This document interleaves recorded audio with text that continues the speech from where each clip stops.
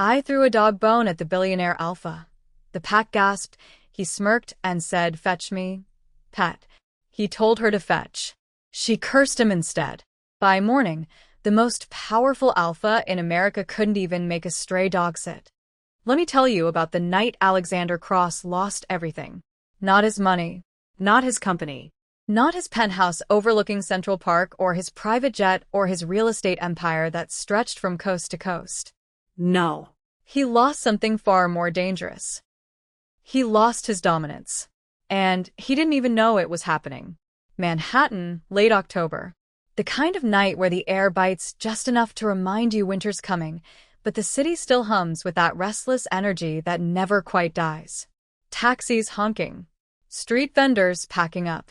The subway rumbling beneath your feet like the city's got a pulse all its own. But Alexander Cross wasn't on the streets. He was 70 floors above them. The Vanderbilt Ballroom in Soho. You've seen places like this in movies, the kind of venue that costs more to rent for one night than most people make in a year. Marble floors, so polished you could see your reflection. Crystal chandeliers hanging like frozen waterfalls. Champagne towers that sparkled under soft golden light. And the guest list? Before we dive deeper into the story, do me a favor. Drop a comment right now and let us know where you're watching from. We'd love to hear from you. And if you're into werewolf romance stories like this, be sure to hit that like button, subscribe to Gracie Werewolf Story Bank, turn on the notification bell, and share this with someone who'd absolutely love it. Trust me, you're going to want to see where this goes. CEOs, senators, hedge fund managers, real estate developers. The kind of people who shaped policy over cocktails and closed deals in bathroom stalls. But beneath the designer suits and million-dollar smiles, there was something else. Wolves. Not the kind you read about in fairy tales. Not the kind that howl at the moon and live in the woods. No. These were wolves who wore Rolex watches. Wolves who drove blacked-out SUVs and owned penthouses in Tribeca. Wolves who controlled boardrooms and political campaigns and entire industries without anyone outside the pack ever knowing what they really were. And at the center of it all stood Alexander Cross. 32 years old. 6'3". Built like he spent every morning in a private gym with a trainer who was too terrified to tell him when to stop. Sharp jaw. Cold gray eyes. The kind of face that belonged on the cover of Forbes and in the nightmares of anyone who'd ever crossed him. He wasn't just wealthy. He was powerful. Cross Tech Ventures, his company, had just closed a deal that would reshape cloud infrastructure across North America. Billions of dollars. Thousands of jobs. The kind of move that made headlines and sent stock prices soaring.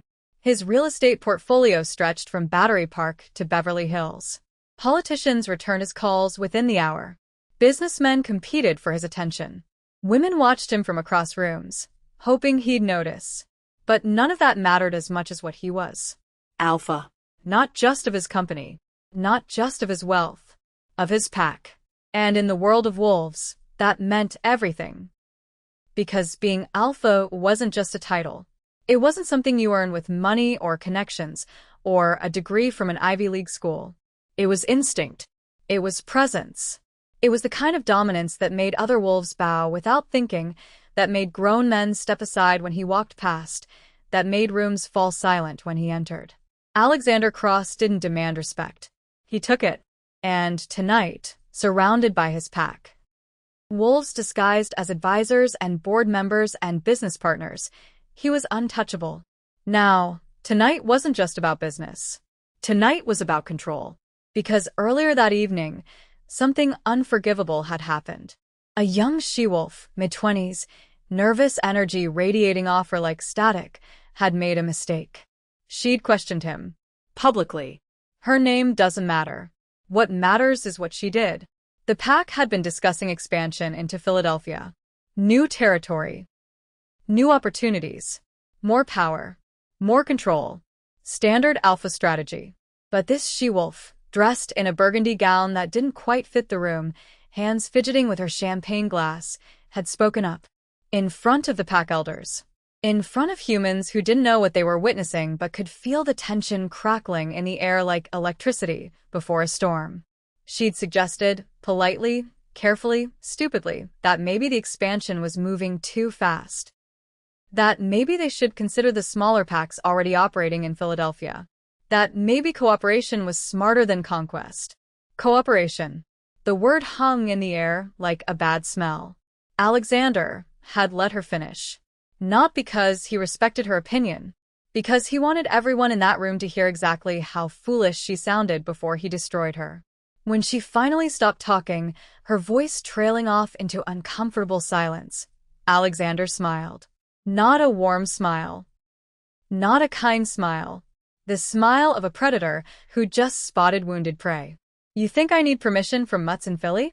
His voice wasn't loud. Didn't need to be. It carried across the ballroom anyway, cutting through conversations and laughter and the soft jazz playing in the background.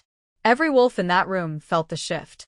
The humans kept talking, kept laughing, kept clinking their glasses together like nothing had changed. But the wolves knew. The she-wolf's face went pale. Her champagne glass trembled in her hand. I didn't mean. You think strength is a democracy? Alexander's tone was calm, almost friendly. That made it worse. You think I should ask nicely? Should I send them a fruit basket? Maybe a handwritten note apologizing for being too successful. Nervous laughter rippled through the pack. Encouraged. Rehearsed. They'd seen this before. The she-wolf tried to speak again, tried to backtrack, tried to salvage whatever dignity she had left. But her wolf had already surrendered. Submission kicked in before her pride could stop it. Her shoulders curled inward. Her gaze dropped to the floor. Her body language screamed defeat. Alexander stepped closer. Close enough that she could feel the heat radiating off him. Close enough that his presence pressed down on her like a physical weight. If you can't follow, you're not part of the pack. He let that settle. Let everyone hear it. Then he leaned in just slightly, voice dropping to something almost intimate. And if you're not part of the pack, you're prey. The she-wolf flinched. Alexander straightened, turned his back on her, the ultimate dismissal, and raised his glass toward the nearest pack elder. To expansion. The pack echoed it immediately. To expansion. Glasses clinked. Conversations resumed. The moment passed. The she-wolf stood there, shaking, humiliated, fighting back tears in front of everyone who mattered. And Alexander Cross went back to his conversation like nothing had happened. Because to him, nothing had happened. Just another wolf reminded of her place. Just another display of dominance. Just another night. But then she stepped forward. At first, no one noticed her. She wasn't dressed like the other women in the room. No designer gown, no statement jewelry, no carefully styled hair. Just a simple black dress. Understated. The kind you'd see on someone working behind the scenes. Caterer, maybe. Event coordinator. Someone hired to make sure the champagne kept flowing and the hors d'oeuvres kept circulating. She walked through the crowd with quiet confidence. Past the pack elders in their $1,000 suits. Past the champagne towers and the marble columns and the security station near the exits. And she stopped 3 feet from Alexander Cross. He didn't notice her at first. He was mid-conversation, laughing at something a senator's aide had said, glass of bourbon in hand, surrounded by wolves who hung on his every word. Then she moved, reached for something on the display nearby. A decorative dog bone. Part of the gala's theme, some tone-deaf charity stunt about rescue animals. Oversized fake bones displayed on pedestals like modern art. Tasteless. Offensive to anyone who knew what wolves actually were. She picked it up, waited in her hand for just a second, then threw it. Not at Alexander's face. Not to hurt him. At his feet. It clattered across the marble floor, loud in the sudden silence, and stopped inches from his polished Ferragamo Oxfords. The ballroom didn't just go quiet. It stopped. Conversations died mid-sentence. Glasses froze halfway to lips. Even the jazz band seemed to falter for a beat. Every wolf in that room felt it. The audacity. The disrespect. The sheer recklessness of what had just happened. Because you don't challenge an alpha. Not publicly. Not like that. Not unless you have a death wish. Alexander turned slowly. His eyes found hers. And she didn't bow, didn't flinch, Didn't look away. For 5 long seconds, no one breathed. The air felt thick, heavy, like the moment before lightning strikes. Then Alexander smiled. wide, genuine. Amused. He crouched down, picked up the bone, and stood back up, twirling it once in his hand like a baton. When he spoke, his voice carried across the entire ballroom. Fetch-me, bet. Laughter erupted. Nervous at first, unsure if it was safe to laugh, then louder, emboldened by his tone. The pack relaxed. Hierarchy restored. Dominance reasserted. The woman standing in front of him didn't move, didn't laugh, didn't fetch. She just looked at him. Not with fear, not with anger, with something else entirely. Pity. Like she was looking at a man who didn't realize he was already dead. Then she turned and walked out. Just quiet, deliberate steps toward the door. Alexander watched her go, still smiling, still holding the bone. He tossed it onto a passing server's tray. Clean that up. The pack returned to their conversations. The gala resumed. The jazz band picked up where they'd left off. The she-wolf he'd humiliated slipped out a side exit, forgotten already. And Alexander Cross went back to being untouchable. He finished his bourbon, shook hands with a congressman, laughed at another joke, went home to his penthouse alone, like he always did, fell asleep in his king-sized bed, surrounded by luxury, wrapped in the certainty of his own power. And when he woke up the next morning, everything was different. Because the woman who'd thrown that bone? She hadn't just disrespected him. She'd cursed him. And by sunrise, the most powerful alpha in America couldn't even make a stray dog sit. Chapter 2. Alexander Cross woke up to sunlight. Not the gentle kind that eases you into consciousness. The brutal kind that slices through floor-to-ceiling windows like a blade, turning his bedroom into an interrogation room. He blinked against it, disoriented. His penthouse. 74th floor. Central Park stretched out below him. Miles of green cutting through the concrete jungle, joggers and dog walkers reduced to dots from this height. Everything looked normal. Everything felt wrong. Alexander sat up, swung his legs over the side of the bed, planted his feet on cold hardwood. And that's when he felt it. Or rather, didn't feel it. The absence. Like waking up and realizing you can't hear out of one ear. Or that your sense of taste is gone. Something fundamental, something you never thought about because it was always there, suddenly missing. His wolf. No. Not missing. Muted. Buried so deep, he could barely sense it, like trying to hear someone shouting from the bottom of a well. Alexander stood too fast, stumbled, caught himself on the bedpost. His heart kicked against his ribs. Not panic. Not yet.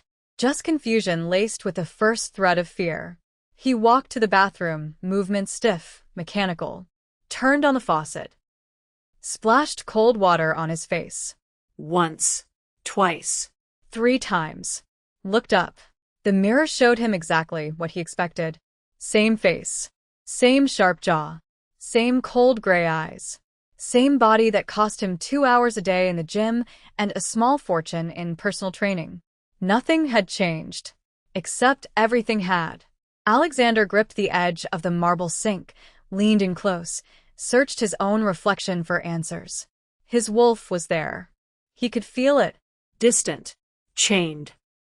Like something alive trapped behind soundproof glass, screaming without making a sound. He tried to shift. Focused on the sensation he'd known since he was 13 years old. That moment when human gave way to wolf. When bones restructured and instinct took over. Nothing. His muscles tensed. His jaw clenched. Nothing. He tried again, harder this time, forcing it, demanding his wolf respond. Pain shot through his bones like they were trying to break and couldn't. His skin crawled, itching from the inside. His wolf snarled somewhere deep in his chest, furious, clawing at walls it couldn't break through. But he didn't shift.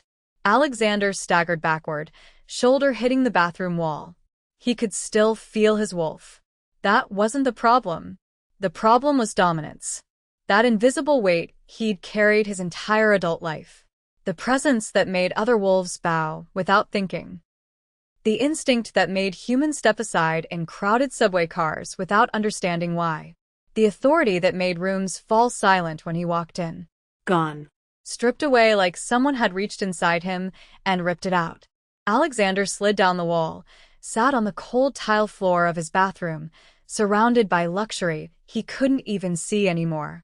For the first time in his life, he felt powerless. And he had no idea why. 20 minutes later, Alexander was dressed.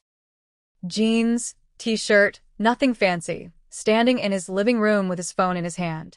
He stared at the screen, then typed out a message to Garrett Monroe, his second-in-command. A wolf he'd known since they were freshmen at Princeton. A man who'd followed him through every business venture, every pack decision, every expansion. Need you at the penthouse. Now. He hit send. Sat down on the leather couch that cost more than most people's cars. And waited. Garrett arrived 20 minutes later. Alexander heard the key code beep, heard the door open, heard Garrett's footsteps crossing the marble entryway. Boss, what's... Garrett stopped mid-sentence. Stopped mid-step. Just stood there in the doorway to the living room, staring at Alexander like he'd never seen him before. And Alexander watched it happen. Watched the exact moment Garrett's wolf registered the absence. No automatic lowering of the gaze. Just confusion. Raw, unfiltered confusion. What happened to you? Garrett's voice wasn't disrespectful. It was genuinely bewildered, like Alexander had shown up speaking a different language. Alexander's jaw tightened. Nothing. You don't feel fine. Garrett stepped closer, head tilted slightly, studying Alexander the way you'd study a stranger. You feel off. Off. That was the word. Not weak. Not broken. Off. Like Alexander was a radio station that had drifted off frequency. I said I'm fine, Alexander repeated, forcing steel into his voice. It didn't land the way it used to. Garrett didn't flinch. Didn't step back. Didn't react at all except to frown slightly, concerned but not intimidated. Okay. Garrett shrugged. You need anything? That was it. No, yes, Alpha. No instinctive acknowledgement of hierarchy. Just casual concern, like Alexander was a friend who'd called him over, not the most powerful wolf in Manhattan. Alexander forced himself to stay calm. Forced his voice to remain steady. No. I'll call you later. Garrett nodded, turned, and left. Just like that. Alexander sat there alone in his penthouse, surrounded by everything he'd built, everything he owned. 30 floors of luxury beneath him.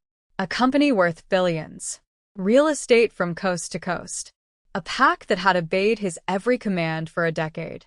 And for the first time in his life, he felt invisible. By noon, the entire pack knew something was wrong. Alexander didn't have to tell them. Didn't have to explain. They felt it. Or rather, they didn't feel anything. That invisible thread that connected every wolf to their alpha. The instinct to check in, to seek approval, to orient themselves around his presence, had gone silent.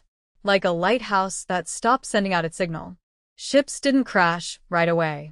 But they started drifting. Alexander's phone buzzed constantly. Texts. Calls. Pack members reaching out, confused, worried, asking questions he couldn't answer. He ignored them all. Until his father called. Victor Cross. 70 years old. Steel gray hair cut military short. A man who'd built his fortune in the 80s, before the internet, before wolves had to hide behind corporate titles and charity galas. Old school. Old rules. Old dominance. The kind of man who believed weakness was contagious. Alexander answered on the third ring. What the hell did you do? Just accusation. Alexander stood at his floor-to-ceiling windows, phone pressed his ear, watching the city move below him like nothing had changed. I don't know. You don't know? Victor's voice was ice wrapped in razors.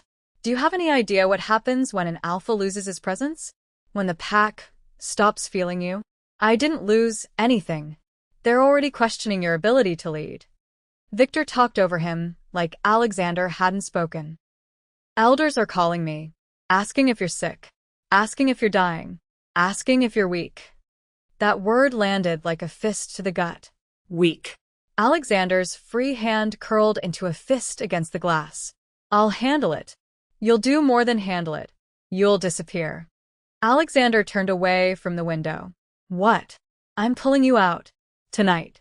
Private estate outside Aspen. No press. No pack. No board meetings. No one sees you until you fix whatever the hell this is. I'm not hiding. You are. Victor's tone left no room for argument, no space for negotiation. Because if the pack sees you like this, they'll tear you apart.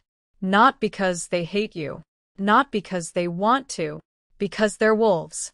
And wolves don't follow weakness. They eliminate it. Alexander opened his mouth to argue. The line went dead. He stood there in his empty penthouse, phone still pressed to his ear, listening to silence. Then he looked around, at the custom furniture. The original artwork on the walls. The bar stocked with bottles that cost more than most people's monthly rent. The view that real estate agents called priceless. All of it suddenly felt like a cage. Alexander left Manhattan that night. No press conference or carefully worded statement.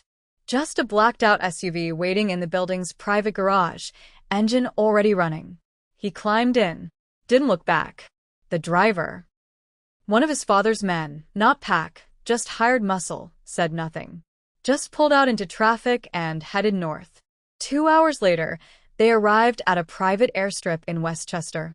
Small plane. No flight plan filed with commercial aviation. Alexander climbed aboard. The jet took off into darkness, leaving the glittering skyline of Manhattan behind.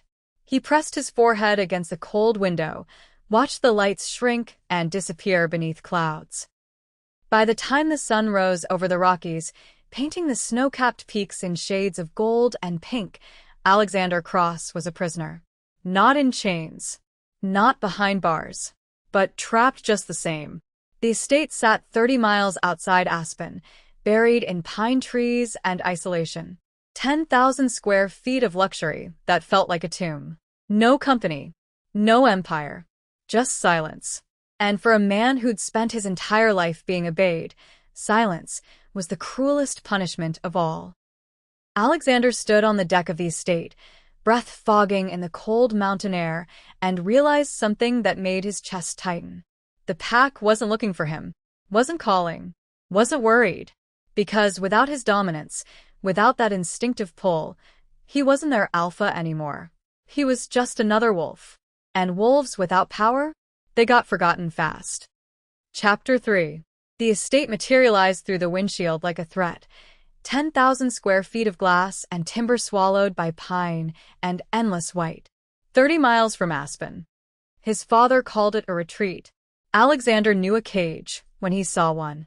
3 days of silence. 3 days of clawing at the hollow space where his wolf used to live, trying to summon even a spark of the dominance that once made alphas step aside when he entered a room. Nothing answered. Just emptiness, vast and cold. On the 4th day, the front door opened. Alexander didn't turn. Another housekeeper. Another babysitter his father sent to watch him rot. Then, "You're shorter than I expected." His spine locked. She stood in the doorway, duffel bag, flannel, ponytail. The woman from the gala. The one who broke him with a bone and a smile. His pulse kicked. Not dominance. Recognition. "You." She dropped the bag. "Me. What are you doing here?" "Living here." She scanned the hall like she was appraising livestock. "Your father hired me. For what? Officially? Property management." Her eyes found his. Held. Unofficially? Making sure you don't do anything stupid while you're exiled. He moved forward. Meant it to be a threat. Meant it to remind her what he was. She didn't flinch. Didn't blink. Looked at him like he was ordinary. Like he was nothing. "Try it," she said. Calm. Almost bored. "See what happens." He stopped. Not from fear. From the realization that his wolf was snarling uselessly inside him, impotent, silent. She hadn't even shifted her weight. "I don't know what you did to me. You did it to yourself." She shouldered the bag and walked past him, close enough that he caught her scent, pine and smoke and something wild he couldn't name. I just gave you what you deserved. Wait. She paused on the third stair, glanced back. Since we're stuck together, you might as well know it. Then she was gone, footsteps fading upward, leaving him alone in the hall, fury rising in his throat with nowhere to go. That night, sleep was impossible. He sat in the study, fire dying, bourbon untouched. He'd never heard the name, never caught her scent at pack gatherings, never seen her in any territory he controlled. Yet she'd done what no one else could. Stripped his dominance, broke his wolf, reduced him to this hollow thing wearing his face. He should have been planning revenge, plotting her destruction the moment his power returned. Instead, he kept seeing the way she'd looked at him at the gala. Not with hatred, with pity, like he'd been broken long before she cursed him, like the dominance had been a mask over something already rotting. That thought burned worse than the loss of his wolf, because some part of him, the part that couldn't sleep, couldn't drink, couldn't stop replaying the moment she walked past him without fear, wondered if she was right. Dawn came. He was still sitting there, still wondering, still feeling the ghost of her gaze, stripping him down to nothing. Chapter 4. Isla Kane didn't avoid Alexander. She existed around him like weather, unavoidable, indifferent, utterly unconcerned with his fury. She moved through the estate like she owned it, like his name meant nothing, like the weight of his stare couldn't touch her. It was destroying him. Day 6. Dawn light bleeding through kitchen windows. Alexander found her already there, coffee brewing, hair still damp from a shower, making breakfast. Not for him, for herself. He leaned against the doorframe. We need to talk. So talk. She didn't turn. What did you do to me? Took away your cheat code. My what? Dominance. She poured coffee into a chipped mug. The thing that made wolves bow without you earning it. The thing that convinced you respect and fear were the same word. His hands curled, knuckles white. I earned everything I have. No. She finally looked at him, eyes clear, unafraid. You inherited a pack, built a company with your father's money, used your wolf to crush anyone who questioned you. You didn't earn anything. You just took it and called it destiny. You don't know anything about me. I know you humiliated a she-wolf in front of 100 people because she suggested something smarter than your plan. Isla set the mug down. Hard. I know you called her prey. I know you smiled while you did it. I know you felt nothing.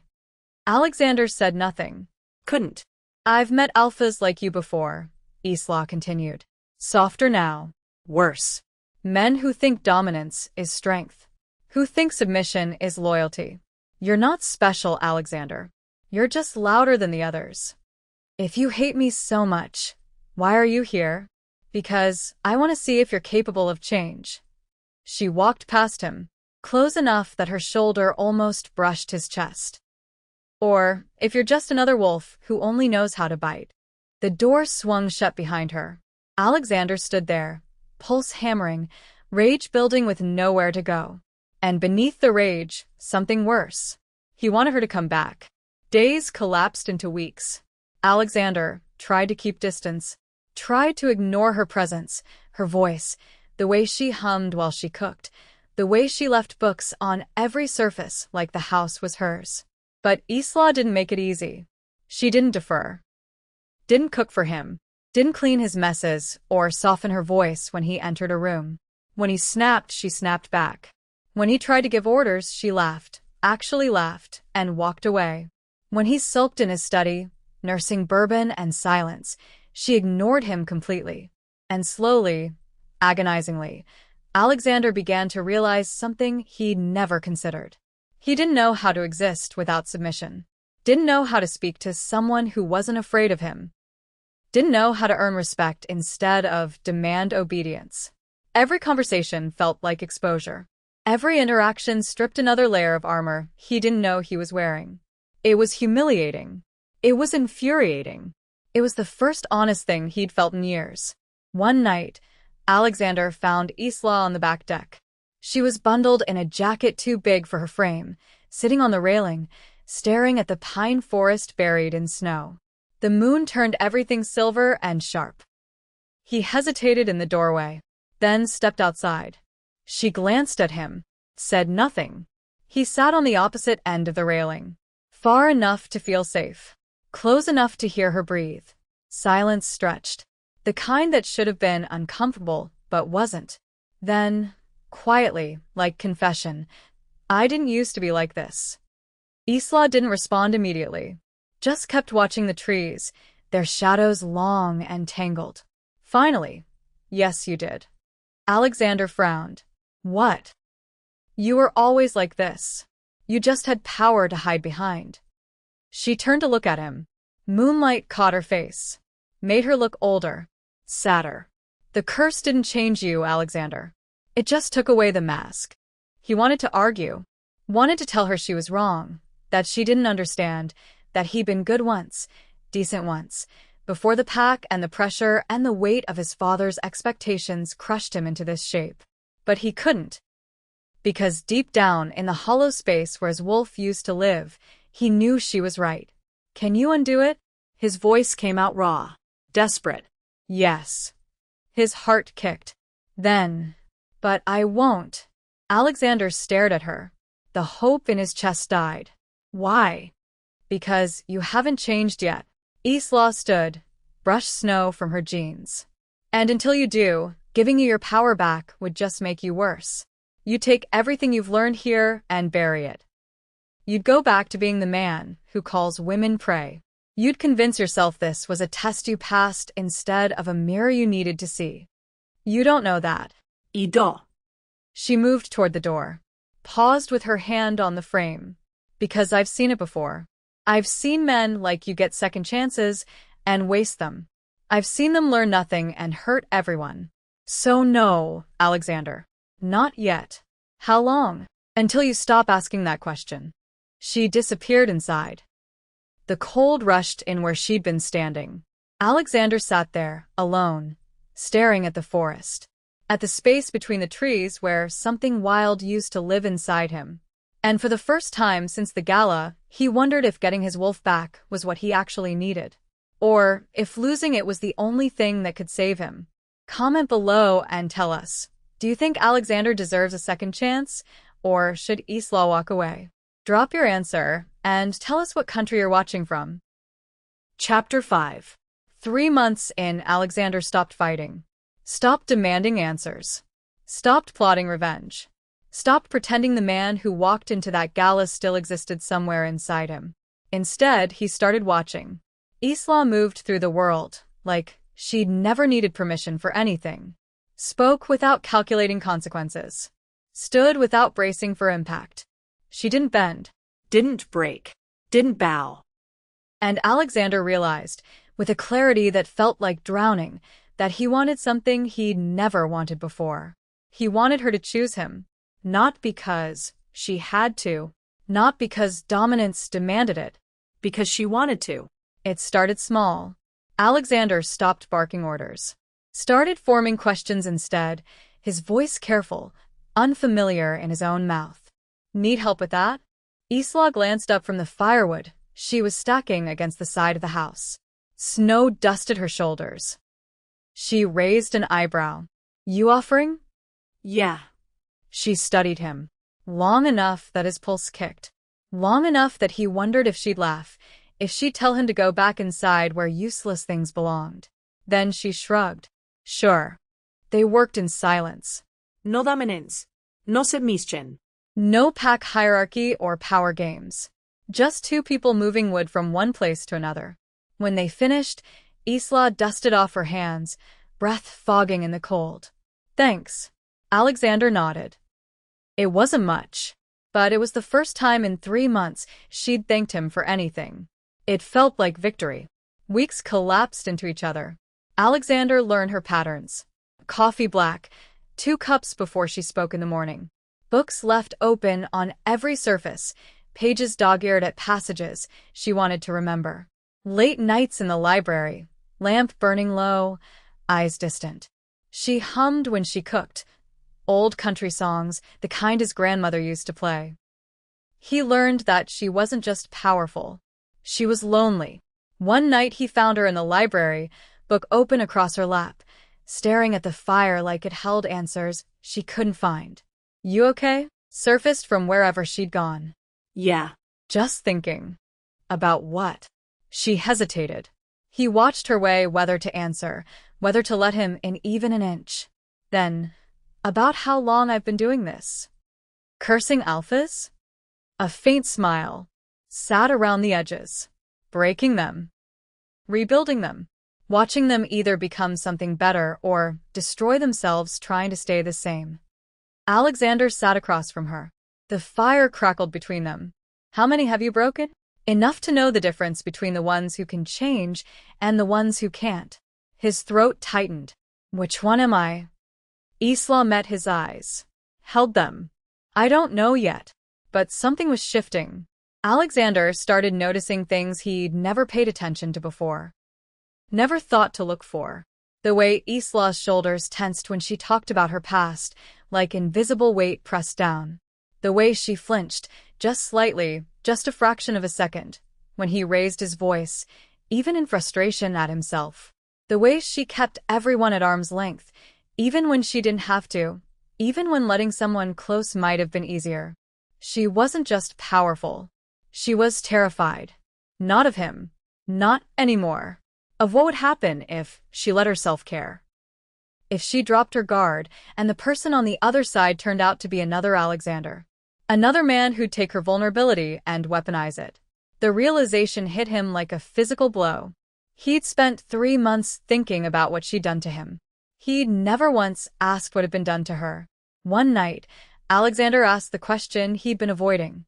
They were sitting by the fire. Snow falling outside in thick, silent sheets. The world reduced to this room, this warmth, this moment. "Why do you do this?" Isla didn't answer immediately. Didn't look at him. Then, quietly, "Because I used to believe alphas could be good. That dominance didn't have to mean cruelty. That power could be used to protect instead of destroy." "What changed?" "I met too many like you." She looked at him finally. Eyes reflecting firelight. Men who thought submission was love. Who thought fear was loyalty. Who broke everyone around them and called it strength. Who never questioned whether they deserved the power they inherited. Alexander's chest tightened. Each word landed like a stone.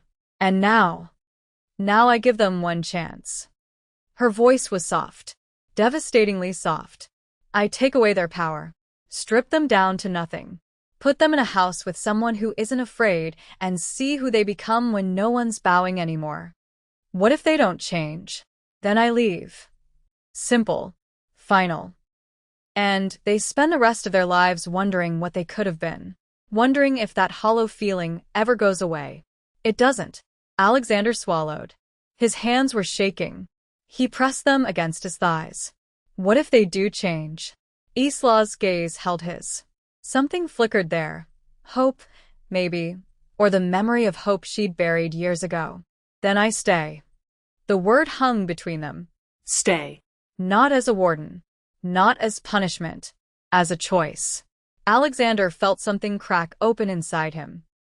Something that had been locked tight since he was 17, and his father told him that love was weakness, that caring was liability, that an alpha stood alone or he wasn't an alpha at all.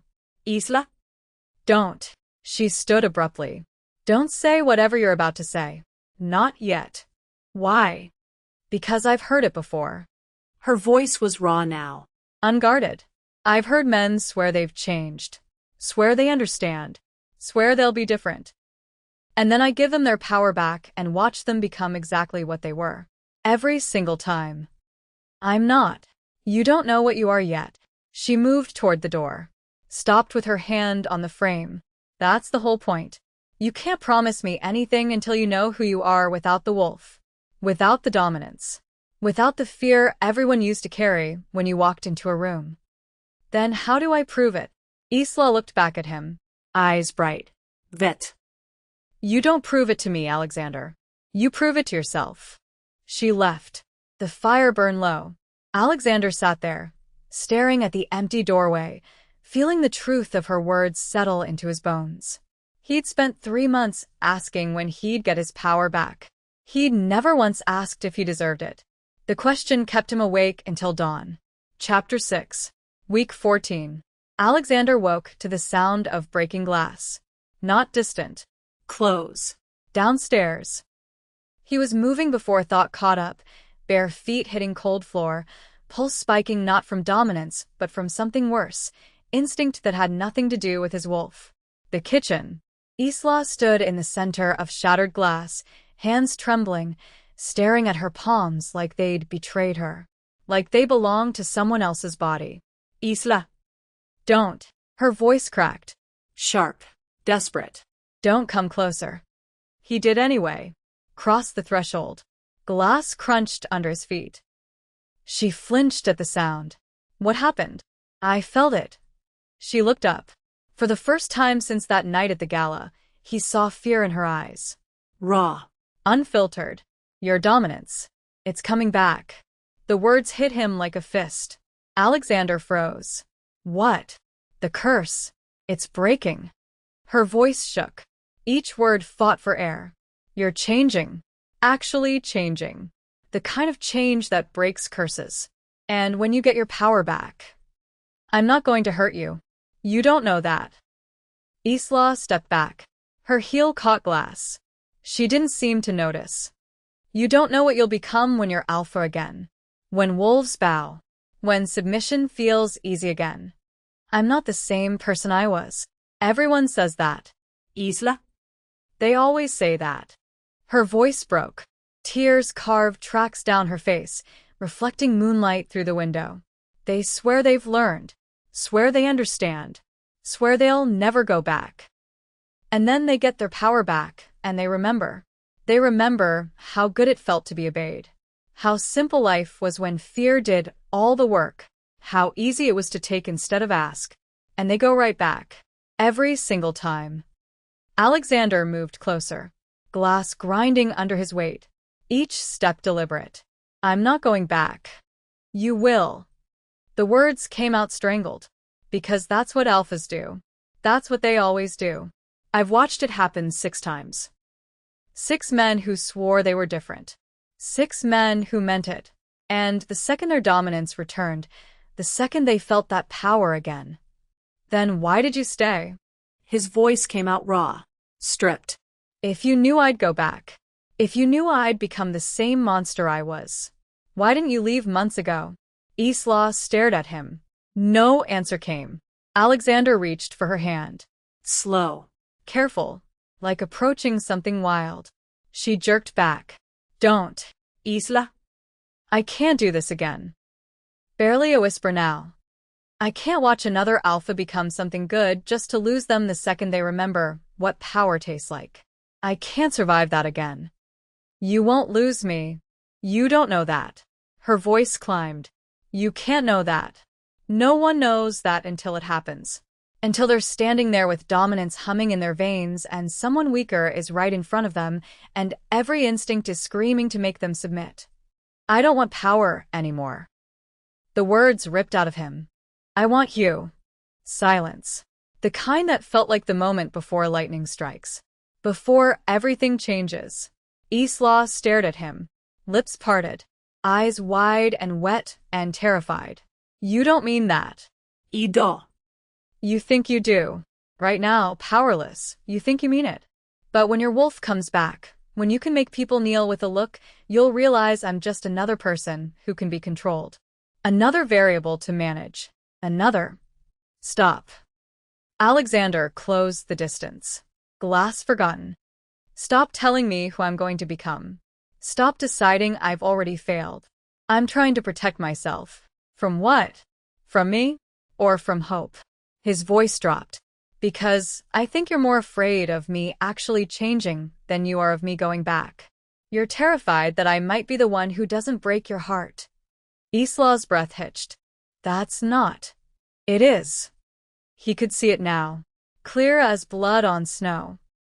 You've built your whole life around being right. Around proving that alphas can't change. Because if one of us does, if I do, Then you have to face everything you've been running from. You have to admit that the alpha who hurt you could have changed too, that he chose not to, that it wasn't inevitable. It was a choice. Stop. Tears fell faster now. Stop. I'm not him, Isla. Whoever broke you, whoever taught you that love and dominance were the same thing, I'm not him. You don't know what you're saying. I know exactly what I'm saying. His hands ached to reach for her. He kept them at his sides, forced himself to let her choose. I'm saying that I spent 14 weeks learning how to be human instead of alpha. I'm saying that I don't want my wolf back if it means losing this. Losing you. I'm saying that power is easy and this, standing here, powerless, asking you to trust me. This is the hardest thing I've ever done. Isla shook her head, backing toward the door now. I can't do this. Isla? You'll get your dominance back. Maybe tomorrow. Maybe next week. And you'll realize that everything you felt here was just absence. Just emptiness pretending to be growth. And I'll be standing there watching it happen, and I can't. Her voice shattered. She ran. Through the door. Into the hall. Footsteps pounding up the stairs. A door slammed. Alexander stood alone in the kitchen, surrounded by broken glass, feeling his dominance stirring beneath his skin like something waking from a long sleep. And for the first time since the curse broke him, he was terrified of getting his power back. Not because he'd be weak without it, because he might lose the only person who ever made him want to be more than alpha. Chapter 7. 2 days later, the curse shattered. Alexander woke to power. Not the memory of it. Not the ghost. The real thing, flooding back through his veins like wildfire, like thunder, like the first breath after drowning. His wolf surged to life, not broken, not muted, but wholly, devastatingly present. He stood, tested it, felt dominance settle into his bones like it had never left, the instinct to command crackling beneath his skin. The weight of his presence filling the room, pressing against the walls, announcing itself to every wolf within 50 miles. His alpha had returned, and somewhere in this house, Isla could feel it. He found her in the main hall, Baypecked, coat buttoned, keys clutched in her hand like a weapon. She froze when she saw him. The air between them went electric. Charged. His dominance rolled off him in waves now, not aggressive, but undeniable. The kind of power that made wolves bare their throats without thinking. Isla didn't bow, but he could see her fighting it. See the tension in her shoulders, the way her fingers tightened on the keys. You're leaving. Not a question. I have to. No, you don't. Alexander. Her voice cracked on his name. I'm not the same. He walked toward her. Slow. Deliberate. Each step measured. I know you don't believe me. I know you've heard it before from men who swore they meant it. But I'm not him anymore. You are him. She stepped back. One step. Then another. You're alpha again. You have your power back. You can feel it right now, how easy it would be. How simple. Just one word and she stopped. Swallowed. You'll go back to Manhattan. Back to the pack. Back to the boardrooms and the games and the cruelty disguised as strength. I'm not going back. Silence. Isla stared at him, keys slipping in her grip. What? I'm not going back. Alexander stopped walking. Stood there, dominance humming through him, making the statement land like an oath. Not to the pack. Not to the life I had before. Not to any of it. Not unless you're with me. Her breath caught. Audible. Sharp. You don't mean that. Ida. Every word deliberate. Every word truth. You were right about everything. I was cruel. I was arrogant. I used my power to break people because I didn't know how to build anything real. Because my father taught me that alphas stand alone, and I never questioned it. Never asked if there was another way. Alexander. But you changed me. His voice dropped. Rough. Raw. Not because you fixed what was broken. Because you made me want to be better. You made me see that dominance isn't strength. That submission isn't loyalty. That fear isn't respect. That the only thing worth having is something given freely. Tears carved tracks down Isla's face. She didn't wipe them away. You're going to break my heart. Barely a whisper. No. He stepped closer. Close enough to touch now. He didn't. Kept his hands at his sides. Let her choose. I'm going to spend the rest of my life proving I'm worth yours. She looked at him. This man who'd walked through the world untouchable, unreachable, unbreakable. Who'd commanded packs and crushed rivals and never once questioned whether he deserved the power he wielded. And saw someone different. Someone real. Someone flawed. Someone trying. Someone hers if she wanted him. If you go back to who you were. I won't. If you hurt someone the way you hurt that she-wolf at the gala. I won't. If you ever use your dominance to. I won't. He did reach for her then. Slow. Telegraphed. Giving her every chance to pull away. His fingers brushed hers. I swear on my wolf. On my life. On everything I am and everything I'll become. I won't. Isla's eyes searched his face. Looking for the lie. Looking for the crack in the armor. Looking for proof that this was temporary, that the moment they left this house he'd remember who he was supposed to be and become it again. She found nothing but truth. I've done this before, she whispered. I've believed before.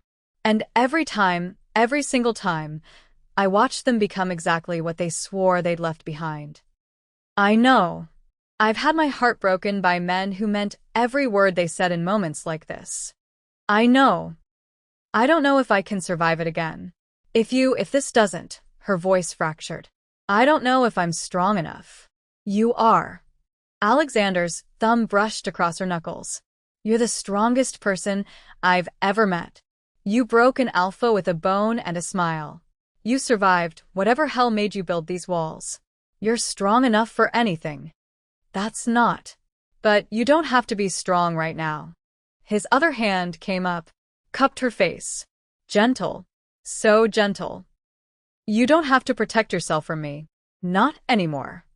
Isla closed her eyes, leaned into his palm like she'd been holding herself upright for years and finally found something solid to rest against. If I do this, she breathed. If I stay. If I let myself believe you. You have to understand. I won't give you a second chance. I won't forgive you if you go back. I'll curse you again, and this time I won't break it. This time I'll make sure you never hurt anyone again. I know. I'll make you mortal. Powerless. Human. I know. And I won't feel guilty about it. Good. Alexander pressed his forehead against hers. You shouldn't. Her hand came up. Cover his where it rested against her cheek. Promise me. Her voice was steel now. Promise me that this is real. That I'm not just the next thing you want to possess. You're not something to possess. He pulled back, met her eyes, let her see everything. The fear, the hope, the desperate need for her to believe him. You're the person who showed me what I could be. You're the only one who ever made me want to be worthy of something instead of entitled to it. His voice caught. Isla Watit. You're home, he finished. And I didn't know what that meant until you. She searched his face. One more time. One more moment of doubt. Then, slowly, deliberately, she laced her fingers through his. Okay. The word landed between them like a vow. Alexander exhaled. Months of tension releasing all at once. His dominance flared. Not to control, but from pure relief, and Isla didn't flinch. She stood there, hand in his, and smiled. Not the pitying smile from the gala. Not the guarded expression she'd worn for months. A real smile. Small. Fragile. Real. Okay, she said again. Stronger now. He pulled her close. She let him. Arms coming up around his shoulders, face pressed against his chest, breathing him in like she was memorizing the moment. Alexander held her like she was the only thing keeping him anchored to earth. Like she was worth more than every pack, every territory, every ounce of power he'd ever held. Because she was. Chapter 8. 6 months later. Manhattan. The Vanderbilt ballroom stretched out before them.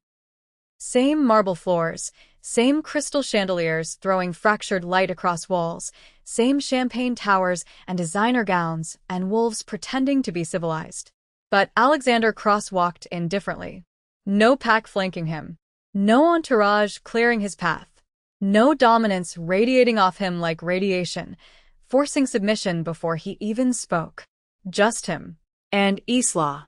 She stood beside him, not behind like an ornament, not in front like a shield, beside him. Equal. Partner. Mate. The pack felt it immediately. Conversations stuttered. Heads turned. Dominance prickled across the room as every alpha present tried to assess the threat, gauge the power dynamic, understand what had changed. Because something had changed. Alexander's dominance was still there. Quiet now, controlled, no longer screaming for attention. But beneath it was something else. Something that made wolves pause instead of submit. Not fear. Choice. He'd returned. But not as the alpha who'd left 6 months ago in disgrace. As someone who'd earned his place instead of inherited it. They moved through the crowd. Alexander kept his hand on the small of Isla's back, not possessive, not controlling. Grounding. She leaned into the touch. Let him anchor her in a room full of wolves who could smell power and vulnerability from across a ballroom. He found her near the bar. The she-wolf from the gala. The one whose idea he'd stolen. Whose name he'd never bothered learning because she hadn't mattered enough. Because prey didn't get names. She was still part of the pack, thinner now, warier, standing at the edge of conversations instead of the center. Still here. Still surviving. Alexander approached her. She tensed, every muscle in her body going rigid. Fight or flight warring across her face. He stopped. Respectful distance. Far enough that she didn't feel cornered. Close enough that his words wouldn't carry. I owe you an apology. She blinked. What? For what I did. For how I treated you 6 months ago. His voice was steady. Clear. No excuses hiding in the words. You were right about Philadelphia. Your strategy was better than mine. And I humiliated you because I couldn't handle being questioned in front of the pack. The she-wolf stared at him, mouth slightly open, eyes searching his face for the trap. I called you prey, Alexander continued. I made sure everyone in this room knew I thought you were worthless. I took your idea and your dignity and I didn't think twice about it because I never had to. He met her eyes. Held them. I'm sorry. You deserved better. The pack deserved better. And I'm going to spend the rest of my time as alpha, making sure it never happens again. Silence stretched between them. The she-wolf's throat worked. Her eyes were bright. Vet. Then, slowly she nodded. Thank you. 2 words. Simple. But they landed like absolution. Alexander nodded back. Started to turn away. Alexander. He stopped. Looked back. Her name's Victoria. The she-wolf said quietly. The woman whose idea you stole. She left the pack 3 months after the gala. Went to Colorado. Started her own company. A faint smile touched her lips. It's doing better than yours. Alexander absorbed that. Let it sit. Didn't make excuses. Didn't explain. Good, he said finally. She deserves success. He returned to Isla's side. She was watching him. Eyes soft. Proud. Feel okay? Yeah. He took her hand. Laced their fingers together. Actually, yeah. Good. She leaned into him, lips brushing his ear. Because I'm pretty sure your father is about to make a scene. Alexander looked up. His father stood across the ballroom, champagne in hand, surrounded by old guard alphas who'd built empires on dominance and fear. He was staring at Alexander, at Isla, at their joined hands. His expression was unreadable. Then he raised his glass. A fraction of an inch. Acknowledgement. Maybe respect. Maybe just acceptance that his son had become someone he didn't recognize. Alexander raised his glass in return. No words. No reconciliation. Just 2 alphas acknowledging that something had shifted. The pack watched. Some were skeptical. Old wolves who'd known Alexander since birth, who remembered the cruel boy who'd become a crueler man. They'd believe it when they saw it. When months passed without incident, when the pattern held, some were confused, younger wolves who'd only known the tyrant, who couldn't reconcile this quiet, controlled version with the alpha who'd ruled through fear. But most, slowly, carefully, like wolves approaching something that might bite, began to recognize something they hadn't felt in years. An alpha who led with strength, not cruelty. An alpha who commanded through respect instead of terror. An alpha who stood beside his mate as an equal instead of keeping her beneath him as proof of conquest. The room shifted. Subtle. Gradual. Wolves who'd avoided Alexander's orbit began moving closer. Started conversations. Asked questions. Tested the waters to see if this change was real or a performance. Alexander answered each one. Listened more than he spoke. Asked for opinions instead of demanding agreement. Isla watched it all unfold. Saw the pack slowly, so slowly begin to trust again. Begin to hope that maybe their alpha had finally grown into someone worth following instead of someone to fear. Hours passed. The gala wound down. Wolves drifted toward exits, toward cars, toward lives they'd return to tomorrow. Alexander and Isla stayed until the end. Until the last champagne glass was collected, until the lights dimmed, until the ballroom was empty except for staff clearing tables. They stood on the balcony overlooking the city. Snow falling. Manhattan stretched out before them. Steel and glass and a million lights that never stopped burning. Weird being back? Isla asked. Yeah. Alexander pulled her closer, her back against his chest, his arms around her waist. But not bad weird. Just different. Different how? I used to own this city. His chin rested on her shoulder. Or, I thought I did. Thought the towers and the territory and the pack bowing when I walked past meant something. And now? Now I know none of it mattered. He turned her around. Faced her. Let her see everything. The man he'd been. The man he'd become. The man he was still learning to be. The only thing that matters is standing right here. Isla smiled. The real one. The one she only gave him when they were alone. Careful, Alexander Cross. You're starting to sound like a romantic. Maybe I am. He kissed her forehead, her nose, her lips. Maybe that's not the worst thing I could be. No. She kissed him back. Deeper. It's not. They stood there as snow fell around them, as the city blazed below, as the pack settled into a new understanding of what their alpha had become. Alexander Cross had spent his entire life being feared, had built an empire on dominance and intimidation and the certainty that power was the only thing that mattered, had been broken by a woman who saw through the armor to the hollow thing underneath, had been stripped of everything that defined him and forced to rebuild from nothing. He'd been a king, then he'd been nothing. But now, standing beside the woman who'd broken him just to rebuild him better, with a pack slowly learning to trust instead of fear, with dominance that served instead of subjugated. Now, Alexander Cross finally understood what it meant to be whole. Not perfect, not fixed, not finished, but whole. And that was enough. If this story moved you, hit that like button, subscribe to Gracie Werewolf Story Bank, and share this with someone who loves epic romance. Comment below, do you believe in second chances?